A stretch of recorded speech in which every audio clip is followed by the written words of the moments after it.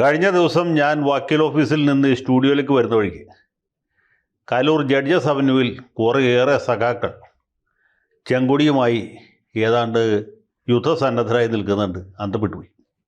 കേന്ദ്രത്തിനെതിരായിട്ടുള്ള വല്ല പടപ്പുറപ്പാടുമാണോ, അതോ ഇനി രാഹുൽ മാങ്കൂട്ടം MLA സ്ഥാനം രാജിവെക്കാനുള്ള പുതിയ പ്രക്ഷോഭമാണോ എന്നറിയാതെ ഞാൻ ഒരു മാത്ര അന്തം വിട്ടുപോയി. പിന്നെ ഈ സഖാക്കളുടെ കയ്യിലിരിക്കുന്ന പ്ലക്കാർഡ് കണ്ടപ്പോഴാണ് കാര്യം മനസ്സിലായത്. അമേരിക്കയ്ക്കും ഇസ്രായേലിനും എതിരായിട്ടുള്ള പടയൊരുക്കമാണ് നമ്മുടെ കലൂർ സഖാക്കൾ നടത്തുന്നത്. അപ്പോൾ എനിക്ക് സംഗതി പെട്ടെന്ന് മനസ്സിലായി. കാരണം എന്താ വെച്ചാൽ അതിന് തൊട്ട് മുമ്പാണല്ലോ ഖത്തറിന് നേരെ ഇസ്രായേൽ നടത്തിയ ആക്രമണം. ഇസ്രായേൽ പറയുന്നത് ഖത്തറിന് നേരെയല്ല ഞങ്ങൾ ആക്രമണം നടത്തുന്നത്, ഖത്തറിൽ ഒളിച്ചിരിക്കുന്ന ചില ഹമാസ് ഗുണ്ടകളെ പിടിക്കാൻ വേണ്ടിയിട്ടുള്ള ഒരു പരിപാടിയായിരുന്നു. കഷ്ടകാലത്തിന് ഹമാസിൻ്റെ പ്രധാന നേതാക്കന്മാർ രക്ഷപ്പെട്ടുപോയി. ഒരു നേതാവിൻ്റെ മകനും പിന്നെ സംഘടനയുടെ ഏതാനും പ്രവർത്തകരും മാത്രമാണ് കൊല്ലപ്പെട്ടത്. ഈ രക്ഷപ്പെട്ടു എന്ന് വിചാരിക്കുന്ന ആ നേതാക്കളാരും യഥാർത്ഥത്തിൽ രക്ഷപ്പെട്ടില്ല. അവർക്കുള്ളത് പുറകെ വരും എന്ന് നെതന്യാഹു പ്രഖ്യാപിച്ചു. അദ്ദേഹം പറയുന്നത് ഖത്തറിൻ്റെ പരമാധികാരമൊന്നും ഞങ്ങൾ ലംഘിച്ചിട്ടില്ല.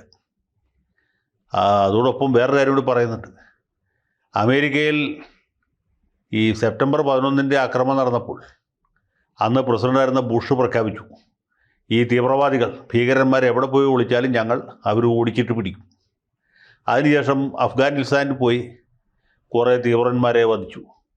അവിടെ നിന്ന് രക്ഷപ്പെട്ടു പോയ ഒസാമ ബിൻ ലാഡനെ പാകിസ്ഥാനിൽ പോയിട്ട് കൈയോടെ പിടികൂടി അയാളെയും കാലപുരിക്ക് വിട്ടു. അതുപോലെ തന്നെയാണ് ഞങ്ങളുടെ കാര്യവും. ഹോളോകോസ്റ്റിന് ശേഷം യഹൂദ ജനത അനുഭവിച്ച ഏറ്റവും വലിയ തീവ്രവാദ ആക്രമണമായിരുന്നു ഈ ഒക്ടോബർ 7 നടന്നത്. അതിൽ കുറ്റവാളികളായിട്ടുള്ള ആളുകളും എവിടെ പോയാലും ഞങ്ങൾ അവരെ വിടുകയില്ല. ഗസയിലുള്ളവരെ മാത്രമല്ല, പാലസ്തീനിലുള്ളവരെ മാത്രമല്ല, ജോർഡാനിലും സിറിയയിലും ഉള്ളവരെ മാത്രമല്ല, ഖത്തറിലിരുന്നാലും ഇറാനിൽ പോയാലും ഞങ്ങളുടെ ആളുകൾ പുറകെ ചെല്ലും. അവനെല്ലാം തെക്കോട്ട് വിട്ടിട്ട് വേറെ കാര്യമുള്ളൂ എന്നാണ് നെതന്യാഹു പ്രഖ്യാപിക്കുന്നത്. പുള്ളി ഇപ്പോഴും ആ നിലയിൽ ഉറച്ചു നിൽക്കുകയാണ്. നേരെ മറിച്ച് ഈ ഖത്തറിൽ നടന്ന ആക്രമണം, പ്രത്യേകിച്ച് നിഷ്കളങ്കരായ ഹമാസുകാർക്കെതിരെ നടന്ന ആക്രമണം, അതും ഖത്തറിൻ്റെ പരമാധികാരം ലംഘിച്ച് നടത്തിയ ആക്രമണം, അത് നമ്മുടെ ലോക നേതാക്കളെ മൊത്തം ഖിന്നരാക്കി. ഇന്ത്യൻ പ്രധാനമന്ത്രി നരേന്ദ്രമോദി വരെ അതിനെ അപലപിച്ചു.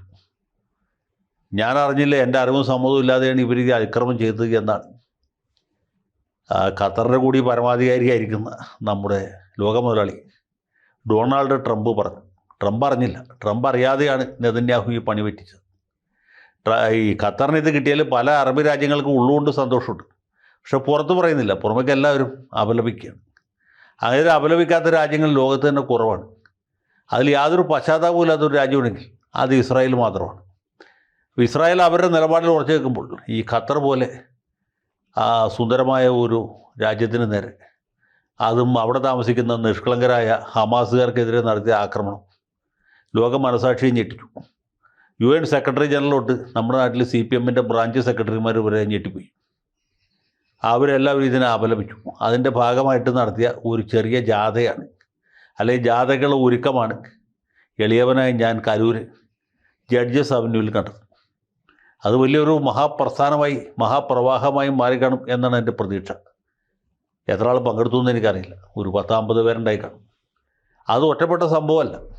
CPMകാർ മാത്രമല്ല, പോപ്പുലർ ഫ്രണ്ടുകാരും ജമാഅത്തെ ഇസ്ലാമിക്കാരും എല്ലാവരും പ്രതിഷേധിച്ചു. ഞാൻ പറഞ്ഞില്ല, ഇന്ത്യ ഗവൺമെൻറ് വരെ പ്രതിഷേധിച്ചു. കോൺഗ്രസ്സുകാർക്കും പ്രതിഷേധിക്കുന്ന ആഗ്രഹം ഉണ്ടായിരുന്നു, പക്ഷേ അവർക്ക് വേറെ മറ്റു പല തിരക്കുകൾ കാരണം സമയം കിട്ടിയില്ല. അപ്പോൾ ഇങ്ങനെ ഒരു വലിയ പ്രതിഷേധം ലോകമെമ്പാടും നടന്നുകൊണ്ടിരിക്കുകയാണ്. മാത്രമല്ല, നമ്മുടെ നാട്ടിലെ ചില ബുദ്ധിജീവികൾ പുതിയൊരു പരിഷ്കാരം അല്ല പുതിയൊരു സമര സമ്പ്രദായം കണ്ടുപിടിച്ച് ആവിഷ്കരിച്ച് നടപ്പാക്കാൻ പോകുന്നുണ്ട്. അതായത് ഗസയിൽ കൊല്ലപ്പെട്ട 18,000 വിദ്യാർത്ഥികൾ, കുട്ടികളുടെ പേരും അവരുടെ മാതാപിതാക്കളുടെ പേരും വയസ്സും ഏത് സ്കൂളിലാണ് പഠിക്കുന്നതെന്നും ഇവർ പൊതുനിരത്തിൽ പാരായണം ചെയ്യാൻ പോവുകയാണ്. അത് കേൾക്കുമ്പോൾ ആളുകൾക്ക് ആ ഗസയിൽ നടത്തിയ ഇസ്രായേൽ ആക്രമണത്തോട് ഇപ്പോൾ ഉള്ള ഒരു വിപ്രതിപത്തി വർദ്ധിക്കും. ഈ കേൾക്കുന്നവരൊക്കെ ഇസ്രായേലിൻ്റെ വിരോധികളായിട്ട് മാറും. അങ്ങനെ ഒരു പരിഷ്കാരം നടക്കുന്നുണ്ട്. പിന്നെ നാട്ടിൽ ചില ആളുകൾ അമേരിക്കൻ യഹൂദ ഉൽപ്പന്നങ്ങളുടെ പേരെഴുതിയിട്ട് ആ പേര് കീറുകളയും. ഉദാഹരണത്തിന് കൊക്കക്കോള അല്ലെങ്കിൽ പെപ്സി എന്നൊക്കെ എഴുതിയിട്ട് അതൊക്കെ ജൂതന്മാരുമായിട്ട് ബന്ധമുള്ള സാധനങ്ങളാണ്. അത് ഒരു കടലാസിൽ എഴുതിയിട്ട് കീറുകളയും. ആ പരിപാടി തുടങ്ങിയിട്ടുണ്ട്. ഇപ്പോൾ ഇതുപോലെ കടലാസിന് വില കുറയും, കാരണം ആളുകൾ എഴുതി കീറി കളയുന്ന പരിപാടി തുടങ്ങിയിട്ടുണ്ട്. പിന്നെ ഇസ്രായേലിൻ്റെ ഉൽപ്പന്നങ്ങൾ നമ്മൾ ബഹിഷ്കരിക്കും. നേരത്തെ കണ്ടാണല്ലോ, സ്റ്റാർബക്സ് ബഹിഷ്കരിച്ചു.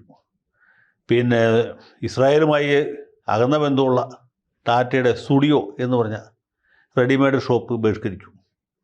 അങ്ങനെ ബഹിഷ്കരണം ഒരു ഭാഗത്തു കൂടി നടക്കും. അങ്ങനെ ഇസ്രായേലിനെ സാമ്പത്തികമായിട്ട് ഞെക്കി ഞെരുക്കി ശ്വാസം മുട്ടിച്ച് കൊല്ലാനുള്ള ശ്രമമാണ് അവർ നടത്തിക്കൊണ്ടിരിക്കുന്നത്.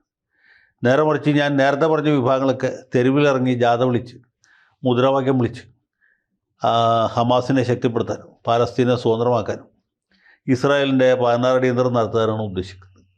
അപ്പോൾ ഇങ്ങനെയുള്ള സമര കോലാഹലങ്ങൾ ഒരു ഭാഗത്ത് കൂടി ഇങ്ങനെ നടന്നുകൊണ്ടിരിക്കുകയാണ്. പക്ഷേ സമരം കൊണ്ട് മാത്രം കാര്യമില്ല എന്നറിയാവുന്നതുകൊണ്ടാണ് ഖത്തറിൻ്റെ പ്രധാന ആതിഥേയത്വത്തിൽ ദോഹയിൽ വെച്ച് അറബി ഇസ്ലാമിക രാജ്യങ്ങളുടെ ഒരു ഉച്ചകോടി വിളിച്ചത്. ഉച്ചകോടിയിലേക്ക് ഇന്ത്യക്ക് ക്ഷണമുണ്ടായിരുന്നില്ല. ഇന്ത്യയും പാലസ്തീനെ പിന്തുണയ്ക്കുന്ന രാജ്യമാണെങ്കിൽ പോലും ഇസ്ലാമിക രാജ്യമായിട്ടില്ല. അപ്പോൾ പാകിസ്ഥാൻ, ബംഗ്ലാദേശ്, തുർക്കി അടക്കമുള്ള ഇസ്ലാമിക രാജ്യങ്ങളും പിന്നെ Egypt, Jordan, Syria, Iraq, Saudi Arabia, Yemen അടക്കമുള്ള അറബ് രാജ്യങ്ങളും കൂടി ചേർന്ന് വലിയൊരു ഉച്ചകോടി നടത്തി. അവിടെ വിഭവസമൃദ്ധമായ ആഹാരം കഴിച്ച് ഇസ്രായേലിനെതിരെ പള്ളു പറഞ്ഞ് ആ ഒരു പ്രമേയം അംഗീകരിച്ച് ഇവരെല്ലാവരും വീട്ടിൽ പോയി. അപ്പോൾ അവർ പറയുന്ന ഈ മാധ്യമങ്ങൾ നൽകുന്ന വിവരം അനുസരിച്ചിട്ടാണെങ്കിൽ ഓരോ നേതാവും ഇസ്രായേലിനെ കുറ്റപ്പെടുത്തുന്നതിൽ, ഇസ്രായേലിനെ അപലപിക്കുന്നതിൽ, ഖത്തറിൽ നടത്തിയ അതിക്രമത്തെ തള്ളിപ്പറയുന്നതിനിടയിൽ ഗസയിൽ ദുഃഖം അനുഭവിക്കുന്ന ആളുകളെക്കുറിച്ച് അവരുടെ സഹാനുഭൂതി പങ്കുവെക്കുന്നതിനിടയിൽ നല്ലപോലെ ഭക്ഷണം കഴിച്ച് അവിടുന്ന് പോകുന്നതിനിടയിൽ പറഞ്ഞ ഒരഭിപ്രായം എല്ലാ അറബ് രാജ്യങ്ങളും ഇസ്ലാമിക രാജ്യങ്ങളോട് ചേർന്ന് നാറ്റോ മാതൃകയിൽ ഒരു സൈനിക ഉടമ്പടി ഉണ്ടാകും. അപ്പോൾ ഏതെങ്കിലും ഒരു അറബ് രാജ്യത്തിൻ്റെ മേൽ ഇസ്രായേലോ അല്ലെങ്കിൽ മുസ്ലിം രാജ്യങ്ങൾ എന്തെങ്കിലും ആക്രമണം നടത്തി എല്ലാവരും കൂടി യോജിച്ച് നിന്ന് ആ ശത്രുവിനെ തകർക്കണം. അങ്ങനെയാണ് ഇസ്രായേലിനെ നമുക്കിനി തകർക്കാൻ പറ്റും. അപ്പോൾ ഈ ഒരു പരിപാടിയാണ് പണ്ട് മുതൽക്ക് കേണൽ നാസറുള്ള കാലത്തോട്ട് ഈജിപ്റ്റ് മറ്റ് അറബ് രാജ്യങ്ങളെ കൂട്ടുപിടിച്ച് നടത്താൻ ശ്രമിച്ചത്. അന്ന് അതിന് ടാങ്ക് വെച്ച ആളുകളും ഈ അറബി ലീഗിലും ഇസ്ലാമിക ലോകത്തും ഉണ്ടായിരുന്നു.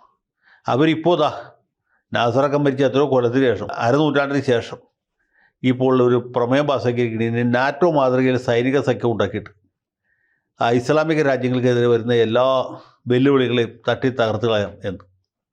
ഇതുപോലെ നടപ്പാവുമെന്ന് എനിക്കറിയില്ല.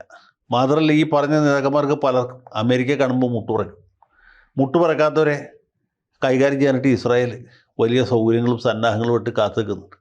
അപ്പോൾ ഏതായാലും സംഗതി ഒരു കാരണവശാലും മോശം വരാൻ സാധ്യതയില്ല. ബാക്കി കാര്യങ്ങൾ നമുക്ക് പിന്നീട് കാണാം. ലാൽ സലാം.